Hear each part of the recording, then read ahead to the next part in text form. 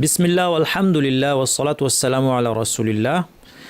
সালাতে পঠিতব্য ছোট ছোট সূরাগুলো বিশুদ্ধভাবে আমরা শেখার চেষ্টা করছি।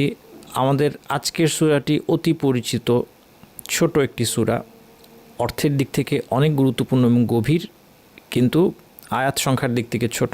সেটি হচ্ছে সূরাতুল ইখলাস। সূরাতুল ইখলাস আজকে আমরা বিশুদ্ধভাবে পড়ব ইনশাআল্লাহ। সালাতে পঠিতব্য অন্যান্য সূরা এবং তাজউইদের অনেক গুরুত্বপূর্ণ আলোচনা পাওয়ার জন্য ডেসক্রিপশনে থাকা প্লে লিস্ট ব্যবহার করুন। চলুন আমরা আমাদের আজকের সূরা চলে আসি। আউযু বিল্লাহি মিনাশ শাইতানির রাজীম। বিসমিল্লাহির রহমানির রহিম। কুল হুয়াল্লাহু আহাদ। কুল, কু ভারী, কফটা ভারী হবে, লামটা পাতলা হবে। কুল কুল হু ওয়াল্লাহু, আল্লাহের লাম ভারী হবে কারণ এর আগে জবর আছে। আল্লাহের লাম আগে জবর বা পেশ থাকলে ভারী হয়, জের থাকলে পাতলা হয়। যেমন বিসমিল্লাহি, সেখানে আমরা পাতলা করেছিলাম, কিন্তু হু আল্লাহু ভারী করে বলবো।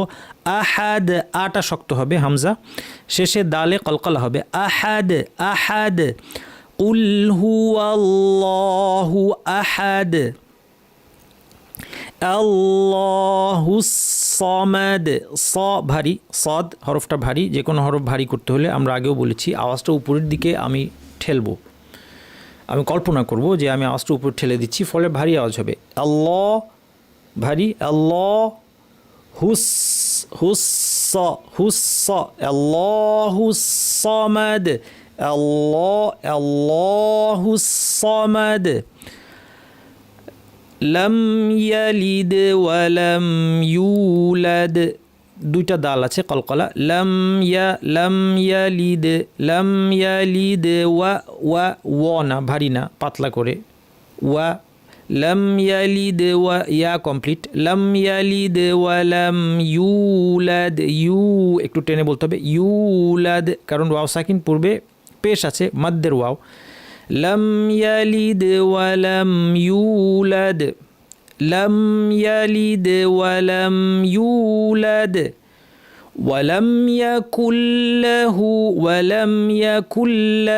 এইখানে খেয়াল রাখবেন যে এই লামটাকে ভারী করবেন না, এটা কিন্তু আল্লাহ না শব্দটা, এটা অন্য একটা লাম, সাধারণ লাম, এটা পাতলা হবে। অনেকে ভুলে ভারী করে ফেলেন, ওয়ালাম ইয়াকুল্লাহু এভাবে বলে ফেলেন অনেকে, না এটা আল্লাহ না।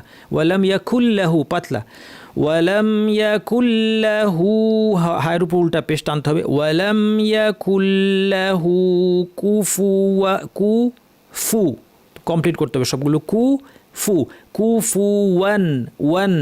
কুফুওয়ান আহাদ।